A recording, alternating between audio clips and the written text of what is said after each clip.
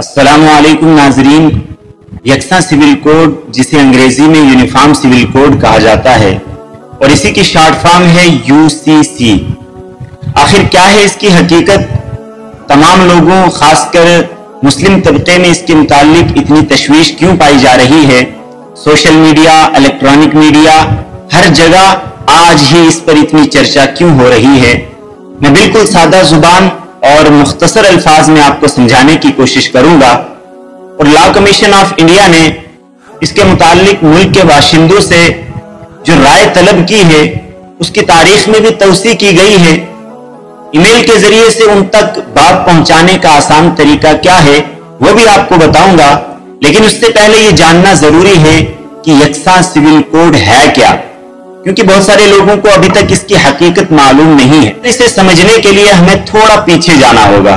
हिंदुस्तान की मरकजी हुकूमत बीजेपी जब अपनी सत्ता और इख्तिदार में आने से पहले अपनी सियासी कैंपेन चला रही थी, तो उनके पास तीन बड़े मुद्दे थे कि अगर हमारी हुकूमत बन गई तो ये तीन काम हर हाल में किए जाएंगे। पहला, बाबरी मस्जिद की जगह राम मंदिर बनाया जाएगा, बन गया। दूसरा, जम्मू और कश्मीर से दफा 370 और 35A को खत्म किया जाएगा, वो भी कर दिया। तीसरा और आखिरी मुद्दा था वन नेशन वन लॉ, एक कौम एक कानून, यानी हर धर्म के लोगों के लिए एक जैसा कानून होगा। अब गौर करने की बात यह है कि हिंदुस्तान का कानून दो किस्म का है, एक क्रिमिनल लॉ यानी मुजरिमों के मुतालिक कवानीन, दूसरे सिविल लॉ यानी आम लोगों के मुतालिक कवानीन। अब क्रिमिनल लॉ के मुताबिक अगर कोई शख्स जुर्म करता है तो ये मुजरिम चाहे हिंदू हो, मुस्लिम हो, सिख हो, ईसाई हो, किसी भी मजहब से ताल्लुक रखता हो, कानून बराबर है तो सजा एक जैसी मिलेगी। यह है क्रिमिनल लॉ, जो पहले से ही सबके लिए यकसा है, एक जैसा है और इसमें किसी किस्म की कोई छेड़खानी नहीं हो रही। लेकिन दूसरा है सिविल लॉ, जिसमें छेड़खानी की कोशिश की जा रही है। सिविल लॉ यानी आम लोगों के मुतालिक उनके निजी मामलात में नाफिज होने वाले कवानीन।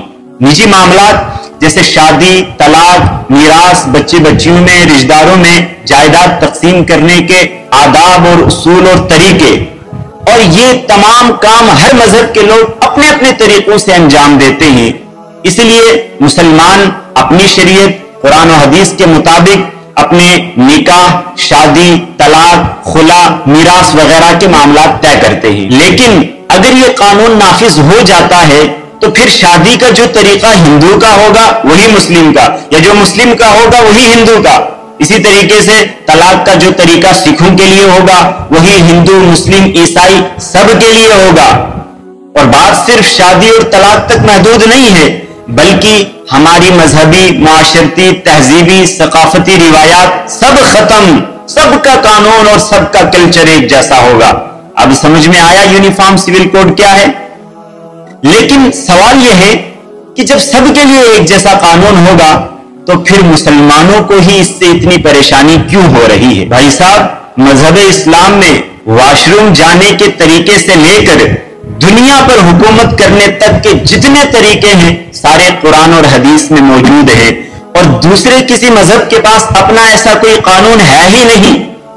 आप यूं भी कह सकते हैं कि उनके लिए यह सियासी मामला है और हमारे लिए मजहबी मामला है। और मैं बड़े साफ अल्फाज में यह कहूंगा कि अगर कोई कम्युनिटी इस कानून और बिल की मुखालफत नहीं करती तो इसका मतलब आज तक वो लाकानूनियत में जी रहे थे और आज उन्हें ख्याल आया तो अपने नए कवानीन, बल्कि अपना नया मजहब तरतीब देने जा रहे हैं।